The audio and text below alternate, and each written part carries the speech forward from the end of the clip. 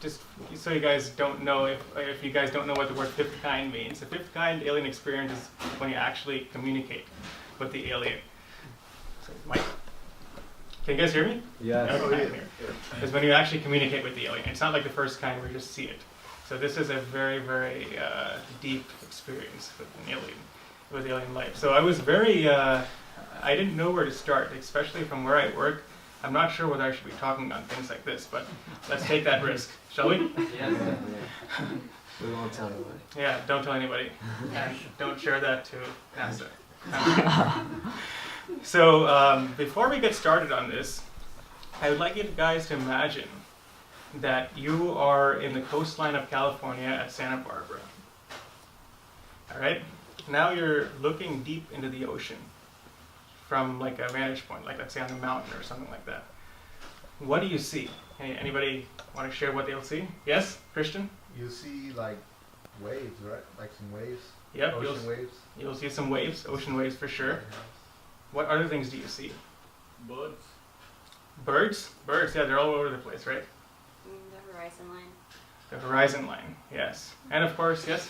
Like a lighthouse too. The lighthouse. Yeah. Of course, it's Santa Barbara, so unfortunately we see oil rigs too. So now let's go into something more important. What do we not see? So let's say if you're looking in the coast of into the ocean, how far into the ocean can you actually see? Even with your most powerful telescopes or binoculars, how far can you really see into the ocean? Like a mile. Like a mile? Yeah, you had your hand up? 8 miles? 8 miles is closer. The answer is actually about 30 miles. You could see about 30 miles out into the ocean. You can't like see all the way up to China even with your most powerful telescopes. And the reason why is because of the curvature of the Earth. I hope there's no flat earthers in here. So, and what else can you not see? You can't really see what's inside the ocean just by a look. Yes, you had your hand up. You can't see the ocean floor. Exactly, that's where I was going to get to. You can't see what's inside the ocean because we can only see four. We don't go into a different dimension just by looking out. And then this is what one of my favorite scientists, Carl Sagan, actually said. He compared this analogy with how we know the universe. Even when we observe the universe, we see so many things, but we can only see to a limited extent. We can only see about 13 billion light years away.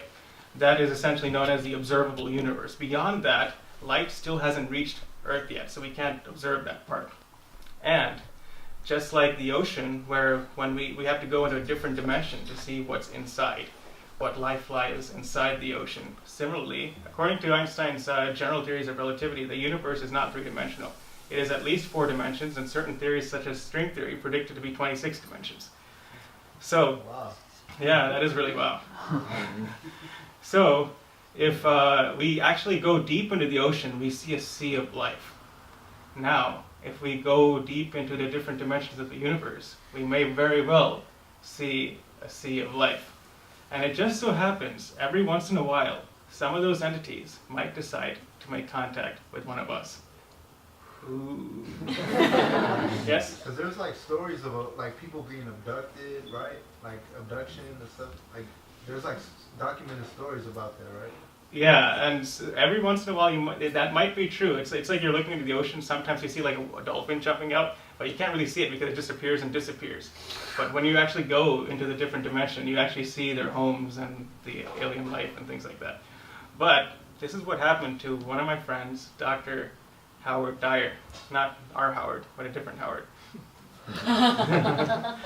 So, Dr. Howard Dyer, he is actually a professional person. He has 3 PhDs. 3 PhDs, not just physics, astronomy, and chemistry. So he's like a really well-to-do, qualified person.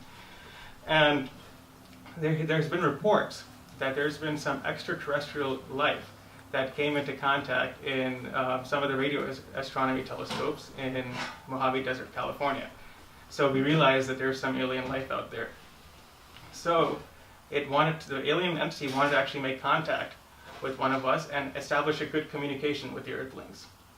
So the US government obviously saw this and also was willing, surprisingly, to make communication with one of these Earthlings. So they send one of their most qualified qualified scientists, and it turned out to be Dr. Howard Dyer. So he was extremely thrilled about what he's going to see. So this alien entity, we'll call it ET. ET was actually in Area 51, inside a room, which is like 6 floors below, inside which is protected by several different corridors. So this guy is walking down, and then he sees a door just about a couple of meters away from him. And he knows that beyond this door lies the greatest scientific discovery that's ever been made. So he was very anxious, but also very excited. This is more than the discovery of the Higgs boson from the Large Hadron Collider. This is more than the discovery of gravitational waves from LIGO, and even more than the discovery of the wave particle duality. So he was very excited to see what's going on. So yeah, so he goes in and he knocks on the door and he opens the door, and he sees a person. It doesn't look like your ordinary alien. What do you guys think of when you think of an alien? Ooh, Yes? like the gray ones? Like Yeah. the big head? Like gray, different colors, big head, and like Big eyes. Big black eyes. big eyes. Big The ones in South Park? Yeah, like the ones in South Park. Yeah. So this guy actually looked like a human. He was like pretty much like Nakula right there, like Caucasian and just like a regular human being. So he goes up to the person because he's very surprised. He was fluent in English too. So he asks him, "So where did you come here from? What galaxy? What planet are you from?" And then the alien responds. So it calls him ET. The ET responds, "I came from the Andromeda Galaxy." Do you guys know about the Andromeda Galaxy? Like Yeah. right next door. Yeah, how far is it, even though it's right next door? It's like the next galaxy over. Yeah, it's Really next door. it's really next door. It's 2.5 million light years away. So the fastest thing in the universe, light, which travels at 300,000 kilometers a second, takes 2.5 million years to get to the nearest galaxy. Never make it. So this guy, Howard, was very surprised. He's like, "Wait, how is it possible? Like you actually traveled at least 2.5 million years to get from your place to another place?" So guess what his answer was? Have you guys seen Interstellar? Yeah. Yeah? So how do they get from one place to another place? Like Black hole? wormhole, yes. So for those of you guys that don't know what a wormhole is pretty much a shortcut in space and time. So let's say if I have this notebook right here, and we are two-dimensional beings. I'm on this side of the notebook, and if I want to get to the bottom side of the notebook, and if I'm just a two-dimensional being, how would I go there? I will go around it, right? But is there a shorter way to go to the other side? Exactly, to go through it. So this guy Howard was surprised. How do you guys figure this all out? And then E.T. responds, and that's a topic for later discussion. Wow. Yeah. So then he asks another question. So what about your language? You speak English really well. Don't you guys speak your own language? And then he responds, "Well, I've been doing my research, and I realized that you guys speak different languages on Earth, but English is the most common one. And I also decided to speak in a British accent because it's the most sophisticated one." Am I not right, Tom Cruise? Oh, that's cute. Is it cute? Yeah, the alien was cute. Oh, blonde or dark hair? Mix of both. He's ginger. Oh. So another thing that he asked the alien was, now this is where it comes to the important points, because now it's going to go shift from physics to metaphysics, was, wait a second, how is it that your body is like us? I thought you would be like, green-headed with like antennas on your eyes like a Teletubbies and things like that. Why is it that you look like us? And then the alien responds, well, it's because I look totally different, unimaginable. But in my spaceship, I have genetically engineered cells and made them multiply so that they are fit for your environment on Earth. And I'm controlling this body from my pilot ship that's orbiting the Earth at this very moment. And then Howard gets surprised, like, "Wow, you must be so advanced that you're able to create life." And then the alien now responds, E.T. responds, "Creating life? All I've done was actually engineered a different body. basically what I've done was I've genetically engineered cells, made them multiply, and then they made a different body. And on Earth, all you Earthlings, all mothers do the same exact thing. They genetically they engineer bodies pretty much in their wombs. Certainly, you guys do believe the difference between generating a body and generating life, don't you? It was the question that the alien asked the Dr. Howard. And then Dr. Howard said, certainly you're not implying that matter and life are separate, are you? So then now this alien starts getting a little concerned. It's like, what are you talking about? I'm getting kind of concerned right now because you are one of the most intelligent people on the earth. Are you really qualified to speak to me, pretty much? And then Howard responds, yes, I have 3 PhDs. I'm certainly most qualified to represent the scientific community on Earth. And then E.T. says, now tell me this then.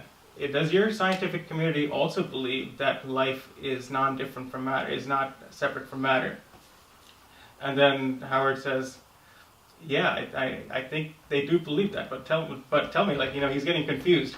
What does this have anything to do with our communication link? We didn't come here to talk about the nature of consciousness. That's what crackpots do, right? So then E.T. was like, no, it's very concerning because I want to establish a communication link with you guys, but at the same time I want to make sure that you guys aren't a danger to my planet. And then the Howard responds, wait a second, what do you mean danger to our planet? What on earth do you think makes you think that we're a danger to the planet? And then E.T. says, because you believe that life comes from matter. You don't believe that life is separate from matter. And at this point, he thought he was going to talk about like wormholes and quantum mechanics and how to engineer spaceships to go to different parts of the universe. But he's going into a very metaphysical topic right now. So previously he was very confident like this, and now his hands are like, in fists and just didn't know what to say. He was very nervous. So then he said, okay, go on. What do you mean? So then the alien responds, okay, so let's start off from the basics. So let's say that there's a human being that's alive right now, and all of a sudden he passes away. What is the difference between the alive body and the dead body? The soul. The soul? But Howard doesn't know that. He says, he starts, stuttering. And then E.T. responds, molecularly they're the same, but obviously something is missing between the alive body and the dead body. On the corollary, let's talk about a child that's growing up to be an adult. Now, in that time, from the adulthood to childhood, the molecules are all completely different. But what's the same? Right? It's the living force. And then Howard is like, please come to your point.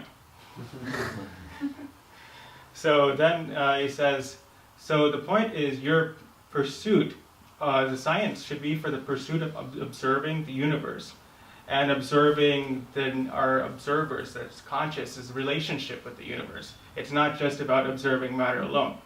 If you do that, then what happens is you would neglect entirely a whole science of consciousness where you neglect the subjective experience. For example, just by studying matter, you will not be able to answer the question, why is a child's favorite color blue? Or why is, for example, a particular scientist like opera? Those type of things you can't really figure out in matter-matter interaction experiments. And then now Howard gets confused, but what does this have anything to do with establishing a good communication or a good relationship between your planet and my planet?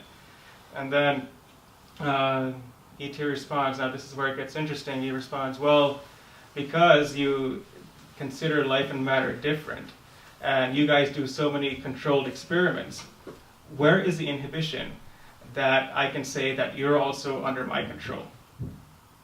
Right? So if we control matter to do different experiments, and we think that life and matter are non-different, then why can't we just say, you guys are also under my control? And, just think of life as just a bunch of particles and a bunch of brain chemistry. And then Howard says, well, now he gets kind of angry. The nature of our research, and then the alien just cuts him off there.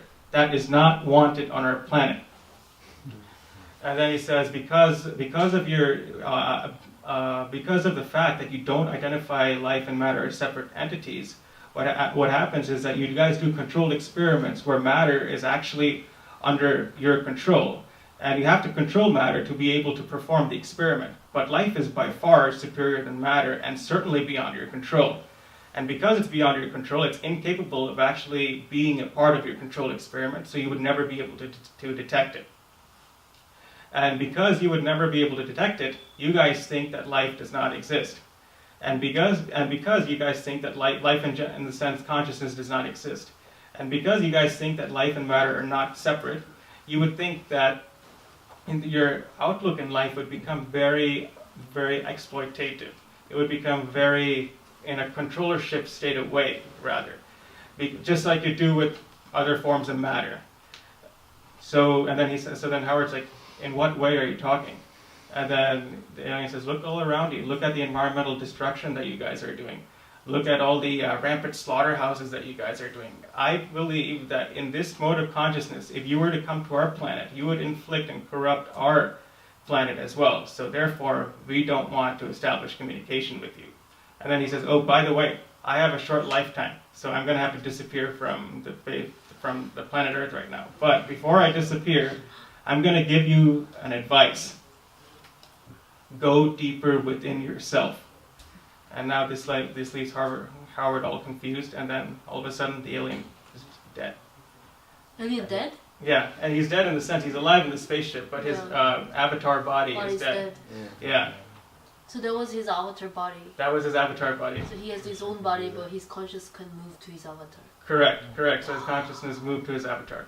So, and then he took off and went back to his home.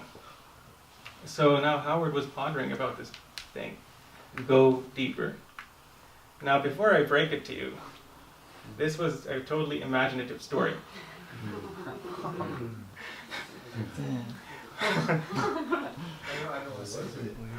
So it just shows the different levels of consciousness, and sometimes we really don't understand where we're standing unless if somebody else from the outside tells us where we stand. So going back to this entire incident, what can we learn from this? Does anybody have any insights? Yes? That the soul is more subtle than molecules. Correct. And which means? You gotta dig deeper. We gotta dig deeper. Yes? Like it is more than just. It's more than just what the surface. You know, it's like like life is not just too technical, right? It's more. Yeah. You gotta account for this, the spiritual aspect of it. Right? Exactly. Yeah, we gotta account for the spiritual aspect. But I'm looking for one thing in particular. It's not something that you could just grab and have it and hold like That's water. it. It's so subtle that you have to let go of it to find it. Yeah, we have to dig Let go of deeper. something Yeah. to find it. We can't physically control it and prove that, oh, there is some sort of life force here. Yeah. We have to approach it from a different method to try to understand life. So let's say that we were in that state of consciousness where we think that material science is the all in all. So there's a problem with that because we only understand a part of the entire thing. We don't understand the whole thing. So we don't get a holistic idea of why things are the way they are. When we don't have a holistic idea, every relationship that we see in this universe, whether it be physical relationships or emotional relationships or whatever, or scientific relationships, we can only understand the relative causes. We can never go to an absolute cause. I'll give you an example. Why is the sky blue? You guys know? Sort of? Yeah. Why is it blue, Brady? Because the wavelengths of light get trapped in the air molecules. Wow, that's really good. That's exactly the answer I was looking for. Yeah. Because the air molecule has a certain circumference, and if the wavelength of the light molecule, especially in this case blue light, if it actually wraps around that circumference, it resonates. And that resonance occurs at blue light, and that's why the sky is blue. Now let me ask you this. Why is it that the wave actually interferes with the atom, with the molecule? Repeat your question. What is your question? Now my question is, how is it that the electromagnetic wave that Brady was talking about, how does it interact with the molecule? Yes? Does the photon have anything to do with the electrons? Yeah, the photon has something to do with the electron. So we have to go into, yes? Yes, the photon is excited at a frequency that Right. is the color blue when we receive it. So the electromagnetic light is energizing the molecule, and we're getting the electron back, right? Or That's a little off, but you're on the right track. Basically, it has to do with the nature of the nature of Maxwell's equations. That charge is actually related to field, and then current is related to magnetic field. Now, how is it that charge is related to electric field? So you can go deeper and deeper, and then you'll say, okay, it's because of the photon. Where does the photon come from? It's a boson. Okay, what's a boson? So you go into particle physics, symmetry, asymmetry, spin 1, spin 2 dynamics, and then you go really, really deep, and then it's just like, you really dive deep into a rabbit hole. You can never get to the absolute cause. It's really cool and fascinating, but never the absolute. Yes? Wait, so all that just to explain that the sky is blue? Yeah. Oh, Yeah. wow. I mean, you could explain it just with the light-matter interaction, but if you explain, then now if you go to why that happens, now you'll go to something deeper and deeper and deeper. Never get into the absolute. So that was more of like a hard example. Let me give you like an easier example. Like, let's say that, for example, a murderer who doesn't really have a lot of like outlook on life, for example, he goes in and commits a murder and he leaves a clue behind. And then the police capture him because, he left a clue behind. So because the police captured him, the police are asking, so what did you learn from this entire event? So they were expecting that the murderer would say, oh, I shouldn't murder, or I should be more compassionate and things like that. The murderer, on the other hand, responded, I should not have left a clue. So similarly, in our own lives, whenever things happen to us, we always try to look at we always see the relativistic causes. So we have to ask we have to go deeper and ask more fundamental questions. Who am I? Like a murderer should probably ask, who am I? I'm the murderer, so that's not what I should be doing. Similarly, in our own lives, we should ask fundamental questions like, who am I? What is my purpose in life? What is my relationship with the universe? What is my relationship with others? So by asking those questions, we actually get more satisfied. People ask these questions all the time. How many of you guys ask these questions? Yeah, I mean, that's why you're here, right? If you don't ask these questions, you wouldn't even be at Montrose, right? So, but let me ask, yes? Yeah? Why should we ask if there's no end to the answers? Why should we ask what? If there's no end to the answers. Oh, so there's no end to the answers because only in a materialistic scientific conception. But if you look at the whole, then we can see that the answers do have ends. Yeah. So that was one approach to science, is just everything's matter. That has no end. But if we look at life and matter together as part of a complete whole, then all the answers will be answerable. Right? So, but how many of you guys do know the answers to these questions? Who am I? What is my purpose? Not many of us know, right? Some people do. Yeah, Audrey, I know you know. Everybody. So, when we start answering these questions, we feel more satisfied, and we also feel like we have more service value to other people because we could connect to other people in a more fundamental level. And the reason why, not because of lack of advancement of science. There's already a lot of advancement of science, and it can grow even more. But that's not going to lead to happiness. What leads us to happiness is to go deeper and ask these questions. So let's take, for example, the law of gravity. And you learned the law of gravity in middle school, and Newton's laws, G m1 m2 over r squared. That's the force that actually is exerted between two massive objects. And you feel so excited. Yes, I know this. But is there a transformation of consciousness? Is there like a transformation of the consciousness of all the people around you just by understanding the law of gravity? Can you develop a relationship with the law of gravity? No, right? So therefore, understanding scientific things, it's very nice, but it doesn't get you through to the crux of the problem. In fact, in the Bhagavad Gita, there is a verse called Apareyam iti stvanyam prakritim vidhi me param jiva bhuta mahabhavo yayadam daryate jagat. Which means that aside from the material energies, there is a superior energy of mind. And that superior energy consists of the living entities which are exploiting and utilizing the material universe. So from that verse itself, we realize that there is something far greater than just matter. And so now we understand that we have to understand what is life, and what is, and answer those fundamental questions that we just talked about. So where do we go from there? Do we just go on and start experimenting, and just like we do with all our other scientific experiments? What was your name? Me? Yeah. Avital. Avital. As Avital was saying, that life is not something that's tangible. So from our experiments, we just can't, it's really hard to answer those questions, because human nature has 4 defects. The 4 defects of human nature. So one of the defects is the tendency to commit mistakes. How many of you guys feel like you've never committed a mistake? You over there, Christian? Okay, he's probably...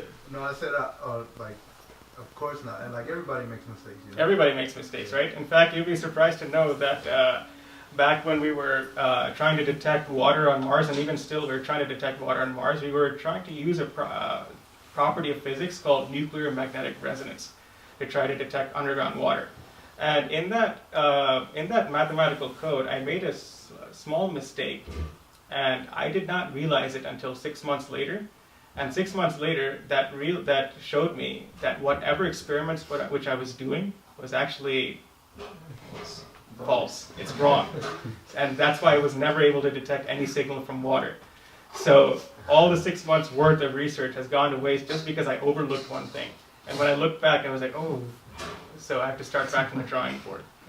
So we all have a tendency to commit mistakes. Sometimes you don't even realize it until the very end. Sometimes people don't realize it until the end of their lives. And then the other drawback of humans is imperfect senses. How many of you guys can see everything in this entire universe, what's happening at the very moment? No, right? So even scientists, for example, there's people. Lord Kelvin was a British lord, not like he's lord, but the House of Lords is Lord Kelvin. So he's also a British scientist, and he said that at this time we know everything. The only thing we need to know is more precise measurements. But then later, when relativity and quantum mechanics came, the whole thing has changed. Science is now much more strange than ever before. So one of those strange things is you look at galaxies. So when people were looking at galaxies, they realized that the galaxies were turning at a rate which is faster than they have expected. So the galaxy at the center would have a huge gravitational pull. So if there's masses right next to the gravitational pull, you would expect it to go fast. And they see it go fast, so that's all well and good. But far away from the galaxy, you would expect, according to the mass of the galaxy, that those stars would actually go slower. But in most cases, they're going at the same rate and sometimes even faster than the stars at the center, which means that there is some unknown form of matter in this universe called dark matter. How many of you guys have heard of dark matter? Mm-hmm. And dark matter doesn't even interact with light, so you can pretty much see right through it, and you wouldn't even know it existed. So people postulate this dark matter as a weakly interactive massive particles called WIMPs. And also there's something known as dark energy, which also consists of 95% of the unknown universe. Most of the universe is actually unknown because of our imperfect senses. And the other drawback is our propensity to cheat. How many of us never cheated in our lives? We always try to cheat some way or other, right? Even if it might not be with exams and things like that, but I gotta tell you, yeah, there was one time when I did cheat on a test. That's how you got there. On whom? So, one of the most famous cheating events was by the guy named Charles Dawson. How many of you guys know Charles Dawson? Not Darwin, but Dawson. So Charles Dawson basically he saw the skeleton of an ape and he saw the skeleton of a human. And he found the missing link between the skeleton of an ape and human in our chain of evolution. And he died in 1916 and everybody believed it. Until 1950s, it was realized that it was all a hoax. He engineered those bones, and people thought it was actually real. So people, for the purpose of fame and money, can actually can cheat, and it's way beyond our control. Sometimes we say we're not cheaters, but we end up doing it anyway. And the other drawback is our tendency to get illusioned. So how many of you guys get illusioned sometimes? We think it's one thing, and it's actually something totally different. That's what, yes. That's exactly what happens in the scientific community sometimes. I just have to say one word: quantum mechanics. The idea that that the same particle could be at more than two places at the same time, and the idea that the same particle could split into two individual ones and interfere with itself, and that's just mind-boggling. Quantum mechanics. So we all have these 4 defects, and we can't really learn to address the most important questions about life and why the meaning of our existence just by our own individual experimental efforts. So we have to go deeper. We have to take authority. So we have to go to people that are practicing these things, or spiritually practicing the art of answering these questions. And there's nothing so rebellious about that, because even in school, if you want to learn some material science, you have to go to teachers. And when you go to spiritual, what we believe, what we actually follow are ancient wisdom books known as the Vedas. And the Vedas are all cool because they even go into really deep scientific levels, like why the solar eclipses happen, and they predict the solar eclipses really well. They predict pretty much the circumference of our galaxy to about 100,000 light years, which is very close to what our measurements say, thousands of years ago. And they're really cool. But the problem is here, when we do controlled experiments, they didn't do controlled experiments all the time. They had different methods of seeing knowledge. And their knowledge was not famous for all these miracles and things, and also the scientific advancements and things like that. Although that is there, their knowledge was mostly famous for understanding life, understanding the nature of our consciousness, and how to be happy in this world, how to serve in this world with a meaningful purpose. That is the essence of the Vedas. So to understand those questions, they use yoga and meditation. And through that, many wonderful things can be pretty much applied in our lives. Many wonderful characteristics can come out in our lives. So just like any scientific experiment, I'm not asking you to believe it completely. I'm asking you to try it out and see if it has a good transformation in your lives, and then you'll understand the benefit and the power of yoga. And that is pretty much the end of my talk.